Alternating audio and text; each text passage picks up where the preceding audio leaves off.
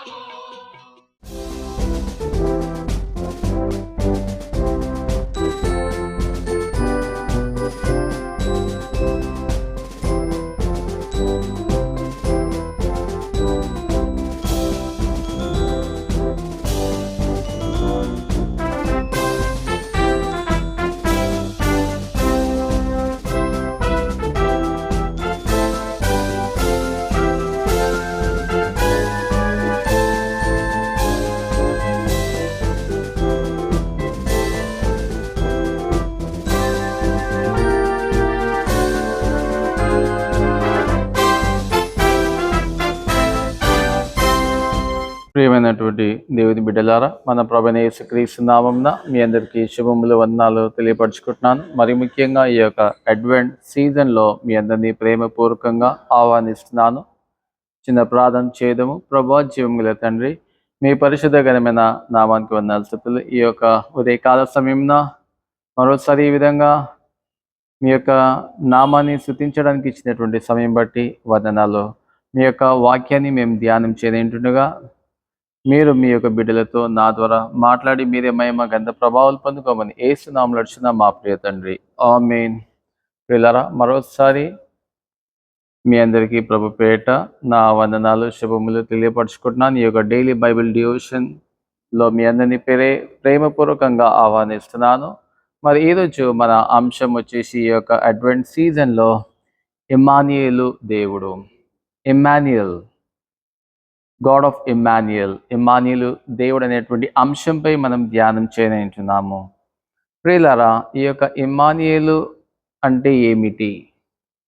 మనం ఈ యొక్క ఇమ్మాన్యుయల్ అనేటువంటి మాట పాత నిబంధన యెషయా రాసినటువంటి గ్రంథం 7వ అధ్యాయం 14వ వచనంలో 7:14 ఆఫ్ ఐజాయాలో చూస్తాము. ఈ ఇమ్మాన్యుయలు అంటే ఏంటి? దేవుడు మనకు తోడు అని అర్థం, గాడ్ విత్ us. ప్రియులారా, ఈ ఇమ్మానుయేల్ అనేటువంటి మాట ఎందులకు వాడబడి ఉంటున్నది? ఎందులకు? Why this word Immanuel has been said, మరి ఎందులకు చెప్పబడి ఉంటున్నది అని మనం చూస్తే ఈ యెషయా రాసినటువంటి గ్రంథంలో అప్పుడు మన పితరులైనటువంటి ఆహాజ్ రాజు, the king of Judah, Ahaz రాజు ఏం చేస్తాడంటే, మరి ఆయన ఒక క్రైసిస్, ఒక సమస్యలో పడిపోయి ఉంటాడు.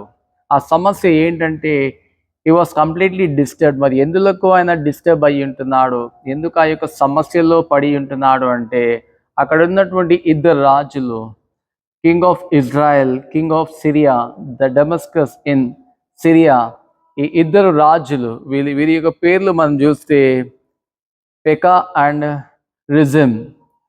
The king of Israel Pekah, the king of Damascus in Syria Rezin.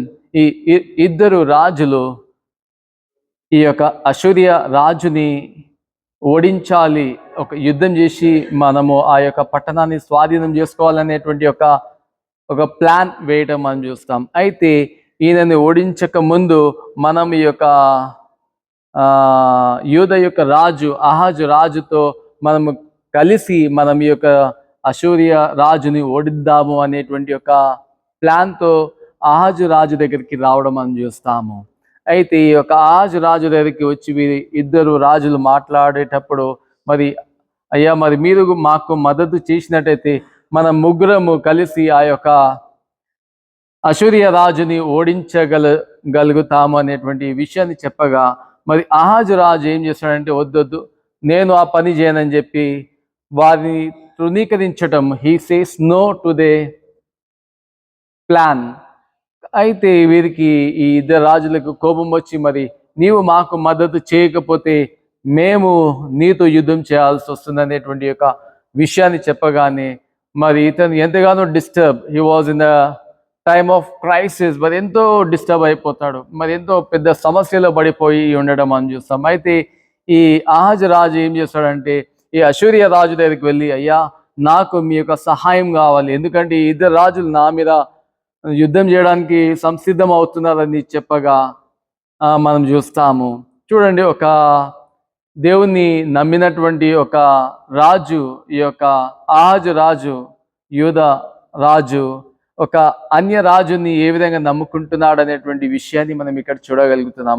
ఈ యొక్క సమయంలో మనము యెషయా భక్తుడు, ఈ యొక్క ప్రవక్త అయినటువంటి యెషయా వచ్చి ఈ యొక్క యెషయా 7వ అధ్యాయం 14వ వచనంలో ఈ విధంగా చెప్పటం మనం చూస్తాము.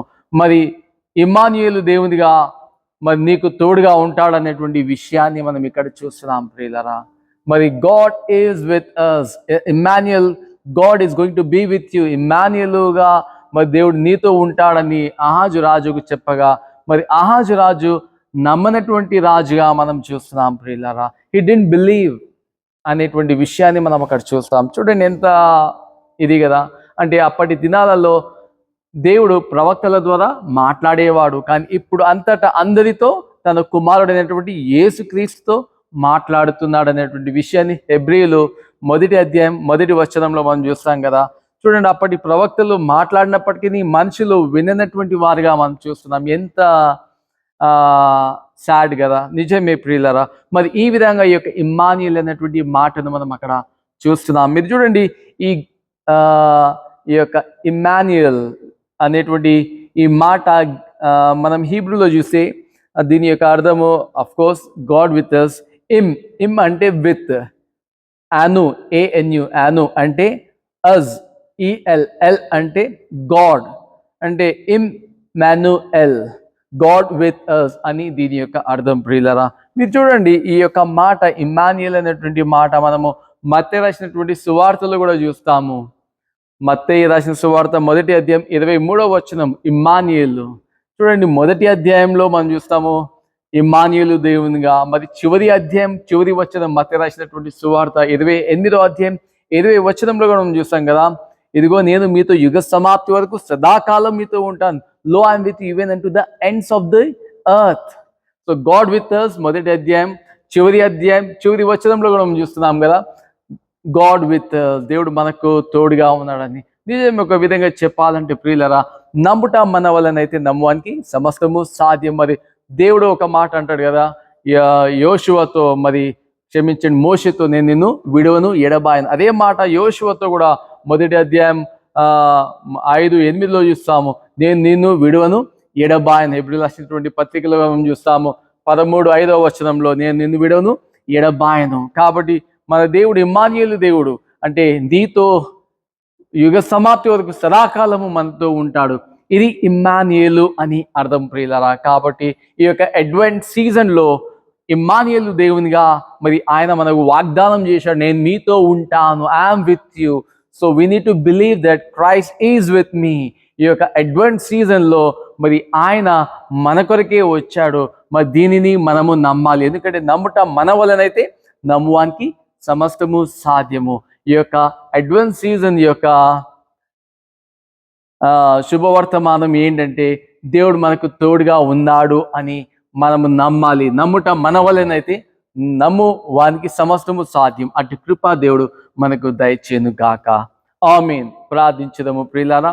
ప్రభువా, జీవముగల తండ్రి, మీ పరిశుద్ధ నామానికి వందనాలు స్తుతులు. నిజమే ప్రభువా, ఇమ్మాన్యుయల్ అంటే దేవుడు మనకు తోడు. అలనాడు ప్రభువా మరి మీరు రాజుకు చెప్పినటువంటి విధంగా ప్రభువా మరి యేషయా ప్రవక్త ద్వారా ప్రభు అయినప్పటికీ ఇమ్మాన్యుయల్ అని చెప్పగా మరి నమ్మనటువంటి వారుగా మేము చూస్తున్నాం నాన్న. మరి ఈ క్రొత్త నిబంధనలో మరి మత్తయి రాసినటువంటి సువార్త 1వ అధ్యాయంలో మరి చివరి అధ్యాయంలో మీరు మాకు తోడుగా ఉన్నటువంటి దేవునిగా మేము చూస్తున్నాం నాన్న. మేము నమ్ముచున్నాం మీరు మాకు తోడుగా ఉన్నారని మీకే వందనాలు స్తుతులు ఆరోపిస్తున్నాం నాన్న. మరోసారి ప్రభా, ఈ యొక్క అడ్వెంట్ సీజన్ మా అందరికీ వినేటువంటి మా అందరికీ ప్రభా గొప్ప దీవెనకరంగా ఉండేటువంటి కృపను దయచేయండి. మరి మాలో ఎటువంటి లోటుపాట్లు ఉన్నాయో ప్రభా, వాటి యొక్క అక్కర్లను తీర్చమని మీ యొక్క పరిశుద్ధ సన్నిధానంలో మేము విజ్ఞాపన చేయుచున్నాము. మా యొక్క సంఘాన్ని, సమస్తాన్ని, ప్రతి ఒక్క బిడ్డను దర్శించండి, దీవించండి. ఇమ్మాన్యుయల్ దేవునిగా ప్రతి కుటుంబీకులతో మీరు తోడు నీడను ప్రార్థిస్తూ మరి దూరదేశంలో ఉన్నటువంటి ప్రతి ఒక్క బిడ్డతో ప్రభా మీరే తోడు నీడగా ఉండి ఒక ఇమ్మాన్యుయల్ దేవునిగా తోడు నీడ ఉండుమని ప్రార్థిస్తూ యేసుక్రీస్తు నామములో నడుచున్నాం మా ప్రియ పరలోకపు తండ్రి. ఆమేన్.